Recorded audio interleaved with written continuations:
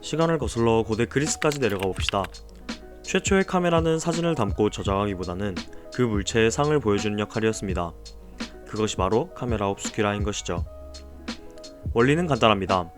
어두운 상자나 방에 아주 작은 구멍을 뚫으면 외부에서 들어온 빛이 안쪽 벽면에 거꾸로 된 상을 맺습니다. 네, 그게 다예요.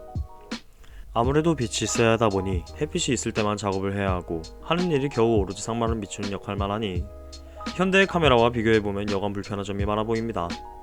물론 불편한 점이 있다고 해서 예술가들이 기피하지는 않았습니다. 정말 요긴하게 사용했죠.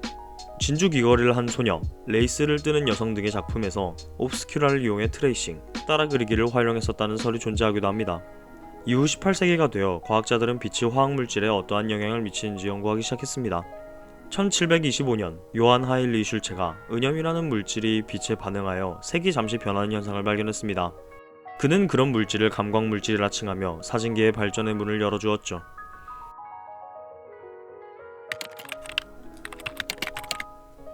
빛을 받으면 색이 변한다니 벌써부터 뭔가 떠오르기 시작합니다.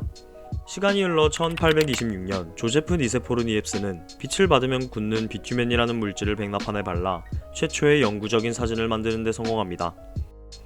이 기술은 헬리오그래피, 즉 태양의 그림이라 불렸습니다만 헬리오그래피는 상업용이라기보단 실험적인 목적이었기에 현상시간도 8시간이라 오래 걸리고 화질도 굉장히 안 좋았지만 추후 발명될 카메라에 아주 큰 발판을 놓아주었습니다. 이후 헬리오그래피를 만든 니세포르 니엡스는 루이 다게르라는 미술가와 공동 연구를 맺지만 결국 1833년 사망하고 맙니다. 홀로 연구를 하던 루이 다게르는 이후 1839년 혼자서 은판 위에 감광물질로 처리를 하고 수은 증기로 현상하는 방식으로 헬리오그래피보다 훨씬 빠르고 선명한 이미지를 만들어내는 디게레오타이프 기술을 개발합니다. 비로소 사진이 이 세상에 널리 퍼질 준비가 된 것이죠. 1839년 1월 7일 프랑스와 아라고가 파리 과학 아카데미 회의에서 디게레오타이프를 소개하여 널리 전파되었고 헬리오그래피보다 단순하고 빠르고 뛰어난 디테일에 많은 사람들이 건물, 자신의 모습, 풍경 등을 담아내었습니다. 물론 조리개나 셔터 스피드는 없는 채로 말이죠. 이후 1840년 윌리엄 헨리 폭스의 감광성 종이를 이용한 칼로타입, 1851년 프레데릭 스코트 아처가 발명한 콜로디온 스판법, 그리고 71년 리처드 리치 매독스의 젤라틴을 이용한 빠른 촬영을 할 수 있는 젤라틴 건판법을 이어 1888년 그 유명한 조지 이스트만이 우리가 지금 흔히 보는 돌돌 말려있는 롤 형식의 필름을 개발했습니다.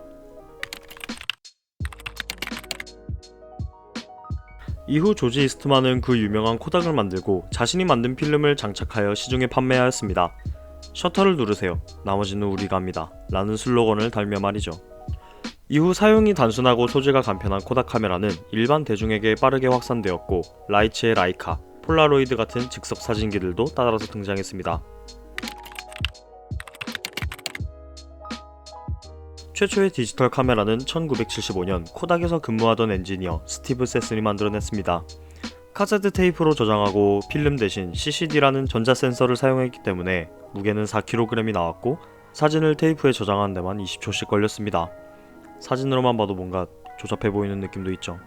코닥이 이 카메라를 내세운 이후 캐논, 니콘, 소니 같은 기업들이 디지털 카메라에 몰두하기 시작하였고 성능 좋고 사진을 메모리에 저장하는 디지털 카메라의 열풍이 엄청나게 불자 사람들은 소모품처럼 계속 사야 하는 필름 카메라를 등지게 됩니다.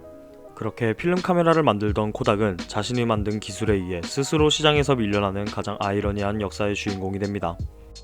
오늘날 우리가 손에 쥐고 있는 스마트폰의 카메라, 그 정교한 렌즈와 센서의 뿌리는 과거의 어두운 방, 카메라 옵스큐라에서 시작되었습니다. 시청해주셔서 감사합니다.